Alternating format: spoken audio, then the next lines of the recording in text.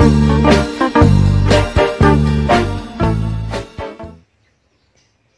guys, good morning! So, I'm here again, Maytots at your service. Si Maytot na maotot. Nakakaloka yung aking mic, pero wala kasi akong mic na gamit. Kasi hindi siya gumagana dito sa phone na to pag gagamitin ko siya. Anyway, meron tayong isa-shoutout na King Lodi Idol. Si shoutout kay Edgar Agapay. Alam ko minsan nandito siya sa channel ko, sa may update kong channel, pero excuse me, dito ko siya isa-shoutout sa aking Maytots na channel. And for your information, information kan May, si Edgar Agapay is 4 years ago nasa channel ko siya. And noon pa to sa mga kalakasan na mga SPG content din, mga kung ano-anong content. Okay. So, ngayon, in good terms. Goods naman to si Edgar Agapay sa akin. Minsan nasa live ko to sa May update, minsan naman comment section nandun to. Pero sabi ko nga, goods to si Edgar Agapay. Hindi ko naman to basher. Hindi ko lang alam kung meron tong tinatagong hinanakit sa akin. Shoutout Edgar, lumabas kapag napanood mo to, ha. So, babasahin natin yung comment niya dito. 4 years ago, hanapin ko tong video na to. In-screenshot ko lang siya sa comment. Kasi meron din nag-comment doon sa comment niya. Oh, ganyan na mga chismoso. Katay-katay na ang chismis. So, 4 years ago, nag-comment si Edgar Agapay sa akin. Ilalagay ko to ipapakita ko sa inyo. Ang sabi niya is, alegriman ka paminawon, uy, ganahan ko maminaw, kay tinuod ba yan na imong giyaw-yaw diha. Ha, ha, ha, ha. Oh, sa tinuod, makarelate dyan ng mga boys na to, anay ka ng mga, about sa mga, ginagawa iyot ba mga kung third jack nga kung ano-ano. So, makarelate talaga ang ating mga boys, ang ating mga dudong, mga uncle, mga pogi. Ayan, relate talaga yan sila. Tapos, ang sabi niya, last, kaya ako napagawa ng video na to kasi nga, nakikita nyo sa akin dito sa bahay. Busy ako lagi sa mga home work ko dito as may bahay, di ba? So, ang last na comment niya, 4 years ago nga, ang ubang asawa kay dili man manudlay, nya kalkag ang buhok, labaw sa nawong og bruha ngan libat. Nya, isa pa, sus Ginoo, naapay magsulob og sando nga ang tutoy laylay abot sa ubos sa pusod. Yatay. Anya, mangarte dili pasagdan ang lawas aron inigtan-aw sa bana murag gilok paghihapon. Para ni sa mga Bisaya. Pero i-translate natin to sa Tagalog. Magtagalog sini. Yung mga manok nakikisabay, no? Sabi niya, ang ibang paunahan natin manok kisabay. Sige. So, i-translate natin sa Tagalog. Ang sabi niya, lipat nga tayo ng venue. Lipat nga tayo dito sa sala. Yan, ang sabi niya dito, natin sa Tagalog, sabi niya, ang iba kasing mga asawa, hindi na magsuklay, niya mga kalkag ug buhok. Minsan pa naman, ganyan ako kalkag ug buhok, no? Niya, may palibat-libat pa daw nga mukhang bruha. Ay, Ginoo ko. Tapos, magsando pa daw, niya, ang mga yutots, laylay na abot na sa tiyan. Uy, pagkapaita, kaluoy pod.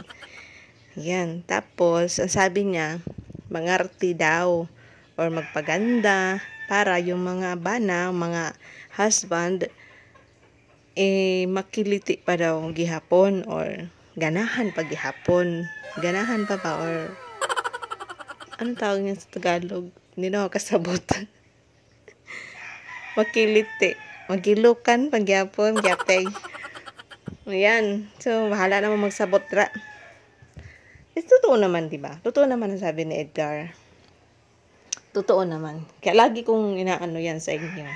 Kahit mag-amoy paksiw na tayo, amoy belat, amoy unsa ba, amoy ilok, manawas po ta usahay, no? Magbutang po tagtawas, Rexona, anak ba? Totoo naman sinabi ni Edgar na yung iba dyan, mayroon ng sukbit na mga anak, may karga-kargang mga anak, wala pa'y suklay, pero dapat paggabi, wait lang, nawala ako. Dapat paggabi, maligo po gano, maligo ka, magpabango, maglotion. Sabi ng manok. Kasi syempre, alam mo, nakakaya naman tumabi ka sa mister mo na wakay ligo, wakay himasa, wakay hugas, imong bilat. Imong lalat panos na. Umsa naman tong ihi na apa dito sa panty. Naglama-lama na tong mga white blood na tong whatever. Diba? Tapos meron time na mukhang letraga. Alam niyo yun?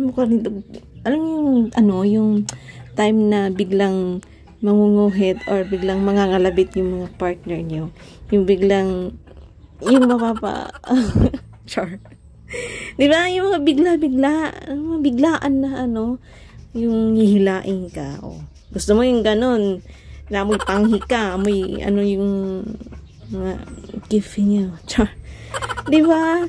So, pansin nyo ba, yung mga gano'n, dapat ready ka, lagi, dapat, Girl Scout ka dahi, ganun, yung parang laging handa, mahalag talkag ang buhok, kay normal naman na, ang importante yung katawan mo, malinis, mabango, diba? Eh, alam nyo na yan, Diyos ko, hindi na kayo kailangan pang turuan, diba? Nga ganong bagay, char. Alam niyo, isang dahilan din yan kaya naghahanap ng iba yung mga lalaki, mga partner ninyo.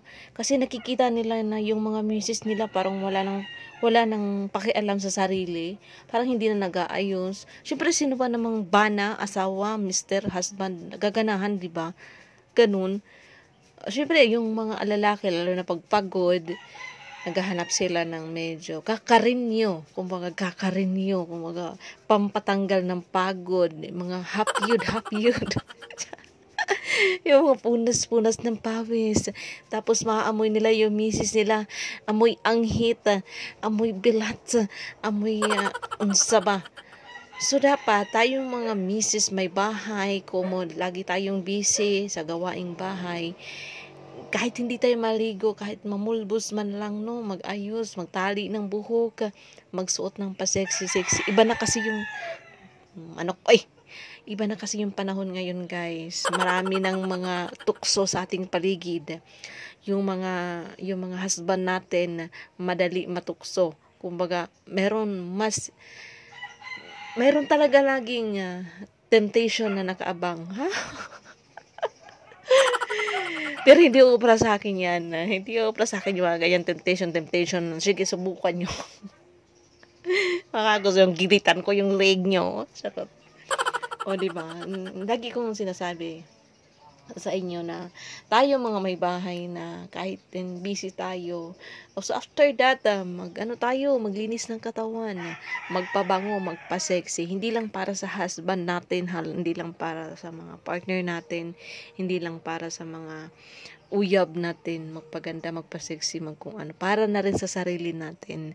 Ganun. Though, meron time talaga na, lalo na sa mga girls, mga babae, meron talagang times na yung nag-iiba yung hormone natin. Kumbaga, itong manok na ito, ihawin ko na talaga ito.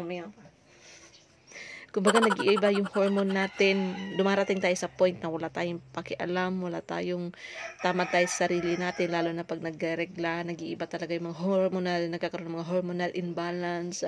Only girls knows. And swerte ka pag meron kang husband na maintindihin or alam nila kung anong nangyayari sa katawan mo, sa mood mo, paano ka intindihin. Yun. Swerte lang. Pero, ang importante talaga, hindi lang para sa paligid mo, sa partner mo, para sa sarili mo rin, para maging good mood ka, para maging maayos yung takbo ng araw mo, magpaganda ka, maligo ka, Bahala ang mga chismosa diha kung makita kang laging naka-lipstick, naka-makeup, naka-eyebrow, dapat on fleck ang kilay. Ganon. Yun, dapat ganon ha, mga ate. Kasi baka mamaya, yung dinidiskartehan ng mister mo, dalaga pa. So, paano na tayo? Nagkalay-lay-lay ng tutoy natin dyan. Anyway, nasa sayo naman din yan na at the end of the day, charot. Kung mahal mo sarili mo, alagaan mo. Magpaganda ka, mag-ayos ka. Hindi lang para sa sarili mo, kundi para sa paligid mo, sa mister mo. At ang mahalaga, tanggap ka kung ano ka, kung ano itsura mo ng mister mo. Yun lang guys. Shoutout kay Edgar Agapay. Bye! Love you!